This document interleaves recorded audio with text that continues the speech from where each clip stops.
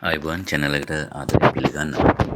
අද දැනගන්නට ලැබුණු පුවතක් අනුව බටහිර යුරේ එහෙම නැත්නම් වෙස්ට් බැංක් එක කියලා අපි හඳුන්වන පලස්තීනයේ ජනාවාස 13ක්, ඒ කියන්නේ යුදෙව් ජනාවාස 13ක් ස්වාධීනත්වය ප්‍රකාශ කරලා ඊශ්‍රායලය යටතේ තිබෙන ස්වාධීන රාජ්‍ය විදිහට ප්‍රකාශයට පත් කරන්න තීරණයක් අරගෙන දෙනවා ඊශ්‍රායල් රජයෙන්.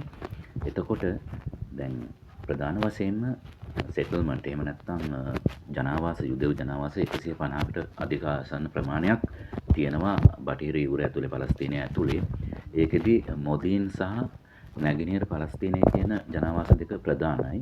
නමුත් මොදීන් සහ නැගෙනහිර ජෙරුසලම ඊශ්‍රායල් භූමියට සම්බන්ධයි. ඊශ්‍රායල් භූමියට සම්බන්ධ වෙලා තියෙන්නේ. යාමයෙන් පහසුකම් ඒ සියල්ලම තියෙනවා.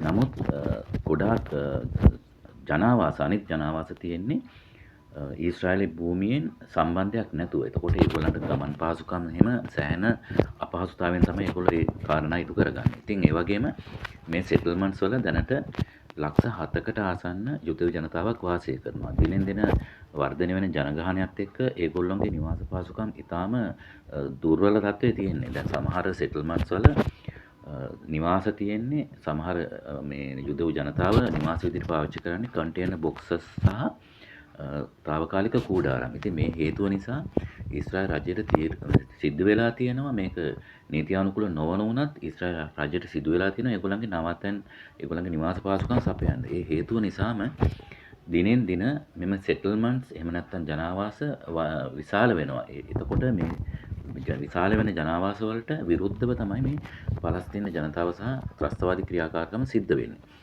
කොහොම වුණත් මේ වෙන විටත් 60කට ආසන්න පලස්තීන භූමිය පාලනය කරන්නේ ඊශ්‍රායලය විසින්, ඊශ්‍රායල් හමුදාව විසින්. 40ක වගේ ප්‍රමාණයක් තමයි පලස්තීන ඔතොරිටි එක නැත්නම් පලස්තීන අධිකාරිය විසින් පාලනය කරන්නේ.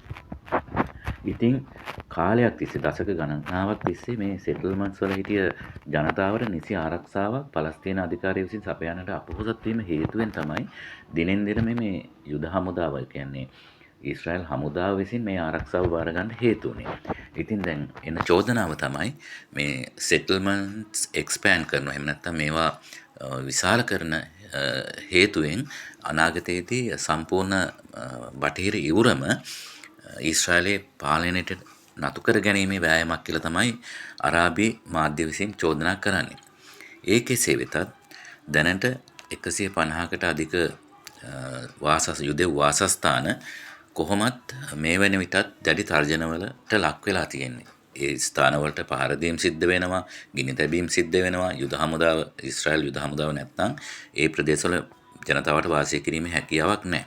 1967 ඉඳලා මේ වාසස්ථානවල යුද ජනතාව ජීවත් වෙනවා. ඒ හේතුව නිසා ඒ ජනතාව ඒ ස්ථාන වලින් ඉවත් කිරීමේ හැකියාවකුත් නැහැ. ඉදිරියේදී අපි බලමු මේක අර්බුදයේ මොන ආකාරයකට විසඳෙයිද කියලා. ස්තුතියි.